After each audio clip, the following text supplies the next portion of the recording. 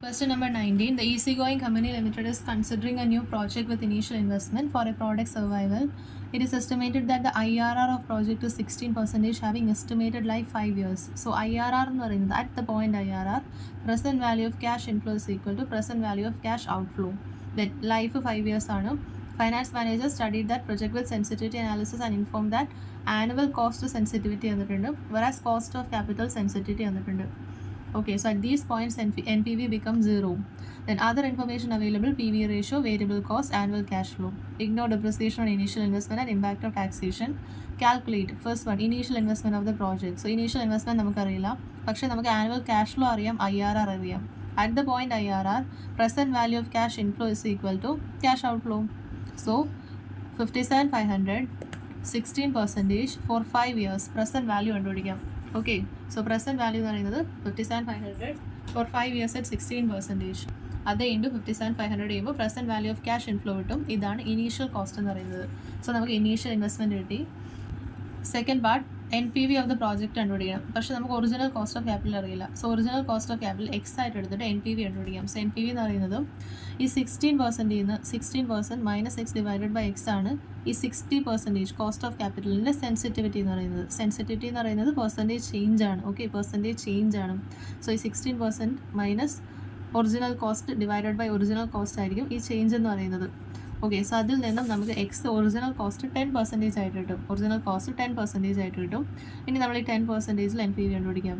So 57,500 ആണ് annual cash inflow for 5 years. 10% present value of cash inflow നമുക്ക് 217,982.5 കിട്ടി. അതിൽ നിന്ന് ഇനീഷ്യൽ ഇൻവെസ്റ്റ്മെൻറ്റ് മൈനസ് ചെയ്യുമ്പോൾ you get the net present value as 29,727.5. Then third part annual fixed cost. Annual fixed കോസ്റ്റിൻ്റെ sensitivity 7.8146% ആണ് തന്നിട്ടുണ്ട്. Okay, so നമുക്ക് change in annual fixed cost y ആയിട്ട് എടുക്കാം. അങ്ങനെയാണെങ്കിൽ ഇതിൻ്റെ പ്രസൻറ്റ് വാല്യൂ എന്ന് പറയുന്നത് എത്രയായിരിക്കും?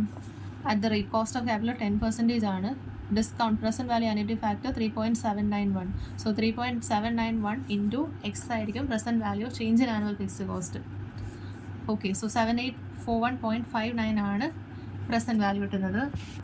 സെൻസിറ്റിവിറ്റി ക്വസ്റ്റിൽ തന്നിട്ട് 7.8416%.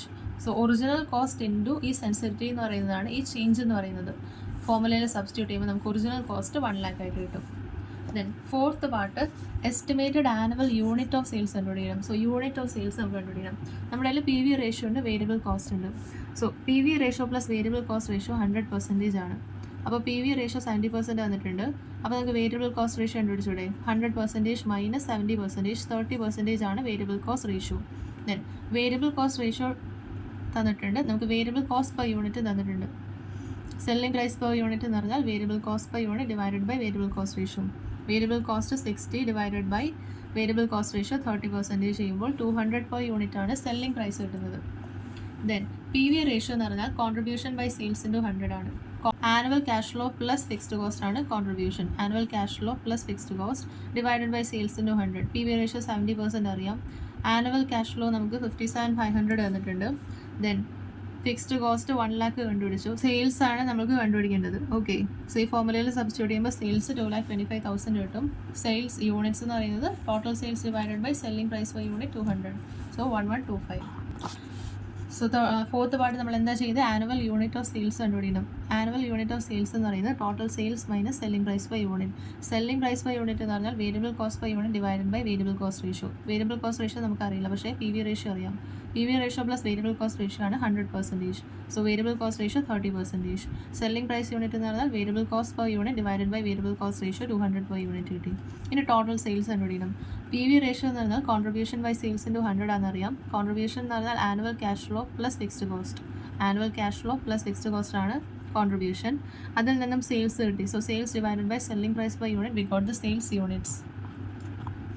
Fourth part break even units കണ്ടുപിടിക്കുക. ബ്രേക്ക് ഈവൻ യൂണിറ്റ്സ് എന്ന് പറഞ്ഞാൽ fixed cost divided by contribution per unit. Contribution per unit selling price per unit minus variable cost per unit. So 714.28 units ആണ് break even units. Question number 20. New Projects Limited is evaluating 3 projects, P1, P2 and P3. Following information is available in respect of these projects. cost inflows for year 1, 2, 3, 4 and risk index. Minimum required rate of return 15%, applicable tax rate 40%, risk-free interest rate 10%. Risk adjusted discount rate കണ്ടുപിടിക്കണം. So risk adjusted discount rate എന്ന് പറഞ്ഞാൽ risk free rate plus beta into RM minus RF. So risk free rate 10% ആണ്, plus beta എന്ന് പറയുന്നത് risk index ആണ്. R F എന്ന് പറയുന്നത് minimum required rate of return 15%, R F എന്ന് പറയുന്നത് റിസ്ക് ഫ്രീ റേറ്റ് 10%.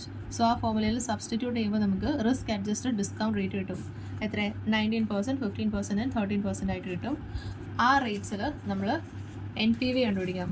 സോ ഓരോ വർഷത്തെ cash flows, present value factor 19%, 15% and 13%. Present value കണ്ടുപിടിക്കാം. Total present value of cash inflows കിട്ടും. അതിൽ നിന്ന് ക്യാഷ് ഔട്ട്ഫ്ലോ മൈനസ് ചെയ്യുമ്പോൾ you get the NPV.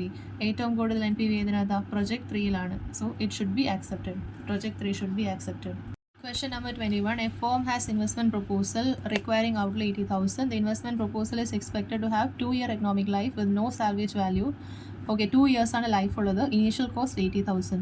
Year 1 there is a 0.4 probability that cash inflow after tax will be 50,000 each and 0.6 probability that cash inflow after tax will be 60,000.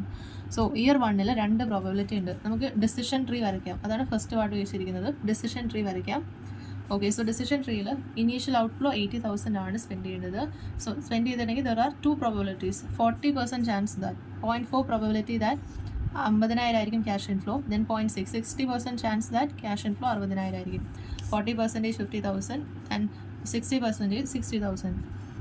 The probability assigned to cash inflow after tax for the year 2 as follows. ഇത് year 1 നമ്മൾ already ചെയ്തു. Year 2 തന്നിട്ടുണ്ട് 3 possibilities ഉണ്ട്. Okay, so fees 24,000 return ആയിട്ടുള്ള probability എത്രയാണ്? 0.4 into 0.2 അങ്ങനെ ചെയ്യാം, ഓരോന്നിൻ്റെയും ചെയ്യാം. ഓക്കെ, അതേപോലെ 40,000 റിട്ടേണുള്ള പ്രോബബിലിറ്റി എത്രയാണ്? 0.6 into 0.4, 0.6 into 0.5 and 0.6 into. So നമ്മൾ ഇയർ 2 ക്യാഷ് ഫ്ലോസ് എഴുതി അതിൻ്റെ കറസ്പോണ്ടിങ് പ്രോബബിലിറ്റി എഴുതി.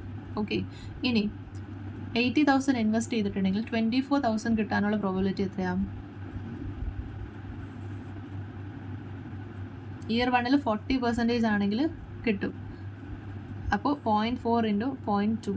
അതേപോലെ 44,000 റിട്ടേണുള്ള പ്രോബബിലിറ്റി എത്രയാണ്? 0.4 ഇൻറ്റു 0.5. ദെൻ 60,000 റിട്ടേൺ 50,000 റിട്ടേണുള്ള പ്രോബബിലിറ്റി 0.6 ഇൻറ്റു 0.5. 60,000 റിട്ടേണുള്ള പ്രോബബിലിറ്റി 0.6 ഇൻറ്റു 0.1. അങ്ങനെ ഓരോന്നിൻ്റെയും പ്രോബബിലിറ്റീസ് എഴുതാം. ഓക്കെ, ദെൻ ഫസ്റ്റ് പാർട്ട് എന്താ ചോദിച്ചിരിക്കുന്നത്? Expected NPV, expected net present value കണ്ടുപിടിക്കാനാണ്. ഓക്കെ, സോ നമ്മൾ ഇയർ 1 എഴുതാം, ഇയർ 2 എഴുതാം. പോസിബിലിറ്റീസ് എത്ര പോസിബിലിറ്റീസ് ഉണ്ട്? 6 പോസിബിലിറ്റീസ് ഉണ്ട്. സോ ഇയർ 1 50,000ഉം 60,000 ആണ് പോസിബിലിറ്റി. അതിൽ 3 ഔട്ട്കംസ് ഉണ്ട്. സോ 50,000ഉം 60,000ഉം. പ്രസൻറ്റ് വാല്യൂ ഫാക്ടർ ഇയർ 1 ആയതുകൊണ്ട് 1 divided by 1 plus 10% whole raise to 1 and we find the present value factor, present value. Then second ഇയറിൽ ക്യാഷ് ഫ്ലോൻ്റെ പ്രോബബിലിറ്റി എഴുതാം. Present value factor 10% at second year 1 divided by 1 plus 10% whole square 0.826 ആണ്. So we get the present value. ഇനി present value of cash inflows രണ്ടും total ചെയ്യാം. So present value of cash ഇൻഫ്ലോയിൽ നിന്നും cash outflow, initial cash outflow 80,000 minus ചെയ്യുമ്പോൾ you get the net present value. So നമുക്ക് expected NPV കിട്ടി. Second part, what NPV will the project yield if our worst outcome is realized? What is the probability of occurrence? പ്രോബബിലിറ്റിയും ചോദിച്ചിട്ടുണ്ട്. Worst outcome ഏതിനകത്ത്? NPV ഏറ്റവും കുറവ് ഏതിനകത്ത്? 14,726 negative. So first പോസിബിലിറ്റിയാണ് worst outcome. അതിൻ്റെ പ്രോബബിലിറ്റി എന്ന് പറയുന്നത്, ഓക്കെ, സോ ഫസ്റ്റ് കേസിൻ്റെ പ്രോബബിലിറ്റി എന്ന് പറയുന്നത് 0.4 ഇൻറ്റു 0.2 0.08 ആണ് പ്രോബബിലിറ്റി. ഓക്കെ, ദെൻ അതേപോലെ തന്നെ ഓരോന്നിൻ്റെയും പ്രോബബിലിറ്റീസ് കണ്ടുപിടിച്ച് എഴുതാം. Third part, what will be the best outcome and probability of that occurrence? So the best NPV ഏതാ? 24,100. So അത് ഇൻറ്റു അതിൻ്റെ probability is 0.06. Will the project be accepted? Project accept ചെയ്യുമെന്ന് check ചെയ്യാനായിട്ട് എക്സ്പെക്റ്റഡ് NPV കണ്ടുപിടിക്കാം. Expected NPV എന്ന് പറയുന്നത് NPV into probability. So you get the expected NPV. അത് positive ആണ്. therefore the project will be accepted. Question number 22. A and company is contemplating whether to replace an existing machine or to spend money on overhauling it. A and company currently pay no taxes. Replacement machine costs 90,000 now and require maintenance 10,000 at the end of every year for 8 years. At the end of 8 years, it would have a salvage value 20,000 and would be sold. The existing machine requires increasing amount of maintenance each year and salvage value falls each year as follows. So, existing machine replace ചെയ്യണോ അല്ലെങ്കിൽ അത് overall ചെയ്യണോ? Replacement മെഷീൻ്റെ cost 90,000 ആണ് ഇപ്പോൾ. അതിൽ maintenance 10,000 വരും. Every year 8 വർഷത്തേക്ക് എവറി ഇയർ 10,000 വെച്ച് മെയിൻ്റനൻസ് കോസ്റ്റ് വരും. At the end of 8 year അതിന് സാൽവേജ് വാല്യൂ 20,000 കിട്ടും. സോ ഫസ്റ്റ് നമുക്ക് ഇൻക്രിമെൻ്റൽ കോസ്റ്റ് കണ്ടുപിടിക്കാം. ഇൻക്രിമെൻ്റൽ കോസ്റ്റ് എന്ന് പറയുന്നത് കോസ്റ്റ് ഓഫ് മെഷീൻ 90,000 ആണ്. അതിൻ്റെ കൂടെ മെയിൻ്റനൻസ് കോസ്റ്റ് എല്ലാ വർഷവും 10,000 വെച്ച് വരുന്നുണ്ട്. So 10,000 for 8 years at 15%, we need to find the present value of maintenance cost, 44,873. Then at the end of the 8th year 20,000 salvage value കിട്ടും. So 20,000 at the end of 8th year present value factor 15%, 6538 minus ചെയ്തിട്ടുണ്ടെങ്കിൽ 128,335 ആണ് incremental cost of new machine എന്ന് പറയുന്നത്.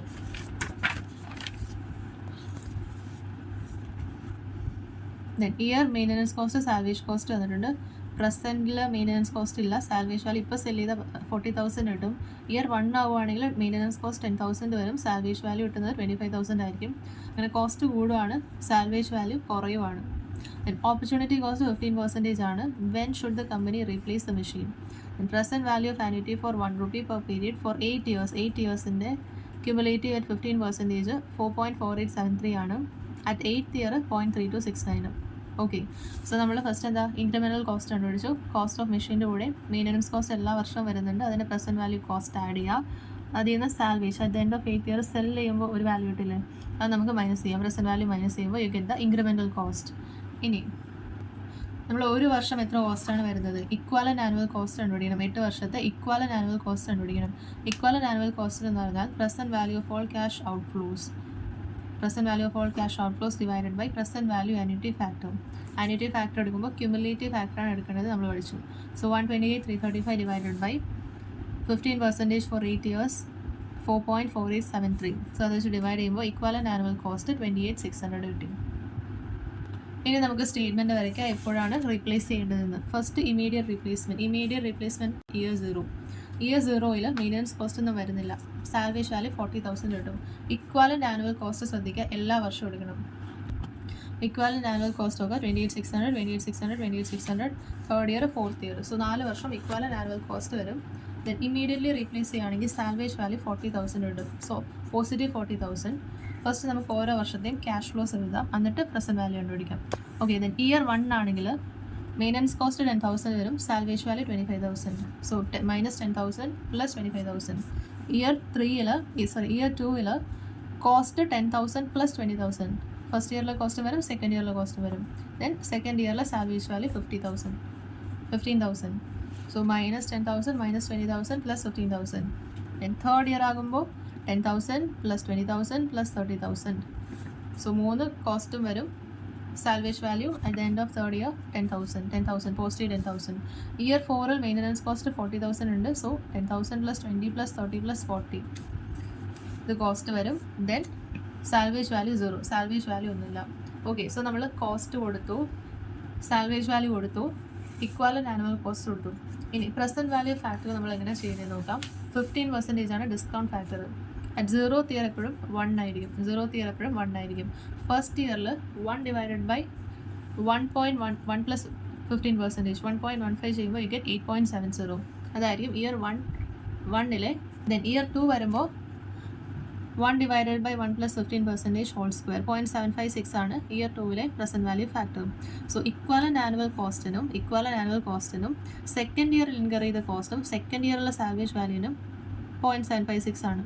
പക്ഷേ ആ first ഇയറിൽ incur ചെയ്ത കോസ്റ്റിന് first ഇയറിൻ്റെ rate തന്നെയാണ് 0.870. അതേപോലെ നെക്സ്റ്റ് ഇയർ വരുമ്പോൾ ഈ 10,000 നമ്മൾ ഫസ്റ്റ് ഇയർ ഇൻകർ ചെയ്തതിന് ഫസ്റ്റ് ഇയറിൻ്റെ റേറ്റ് 0.870. ദെൻ സെക്കൻഡ് ഇയറിൽ അഡീഷണൽ കോസ്റ്റ് 10,000 20,000 ഇൻകർ ചെയ്തില്ലേ, സോ അതിന് 20,000 ഇൻകർ ചെയ്തില്ലേ, അതിന് 0.756. ആൻഡ് തേർഡ് ഇയറിൽ ഇൻകർ ചെയ്ത കോസ്റ്റിന് തേർഡ് ഇയറിൻ്റെ ഡിസ്കൗണ്ടിങ് ഫാക്ടർ. സോ അങ്ങനെ ശ്രദ്ധിക്കണം. അപ്പോൾ എന്താണ് ഇക്വാലൻ്റ് ആനുവൽ കോസ്റ്റ് ആണെങ്കിൽ അതാത് വർഷത്തെ പ്രസൻറ്റ് വാല്യൂ ഫാക്ടർ എടുക്കാം. ദെൻ കോസ്റ്റ് ആണെങ്കിലും അതാത് വർഷത്തെ പ്രസൻറ്റ് വാല്യൂ ഫാക്ടർ എടുക്കുക. സാൽവേജ് വാല്യൂ അതാത് വർഷത്തെ എടുക്കാം. നെക്സ്റ്റ് ഇയറിൽ കാൽക്കുലേറ്റ് ചെയ്യുകയാണെങ്കിലും ആ corresponding expense or salvage value ഏത് ഇയറിലെ ആണോ ആ ഇയറിലെ പ്രസൻറ്റ് വാല്യൂ ഫാക്ടർ എടുക്കാം. Okay, so we get the NPV for all the years. ഏത് ഇയറിലാണ് NPV ഏറ്റവും കൂടുതൽ? ഫസ്റ്റ് ഇയറിൽ 11,400 ഉണ്ട്. ബാക്കി ഇയേഴ്സിലെല്ലാം നെഗറ്റീവാണ്. 0th ഇയർ ഇമ്മീഡിയറ്റ്ലി ആണ്. 0th ഇയറിലാണ് NPV കൂടുതൽ. ബാക്കി എല്ലാ വർഷവും NPV നെഗറ്റീവാണ്. സോ നമുക്ക് ഇമ്മീഡിയറ്റ്ലി റീപ്ലേസ് ചെയ്യാം.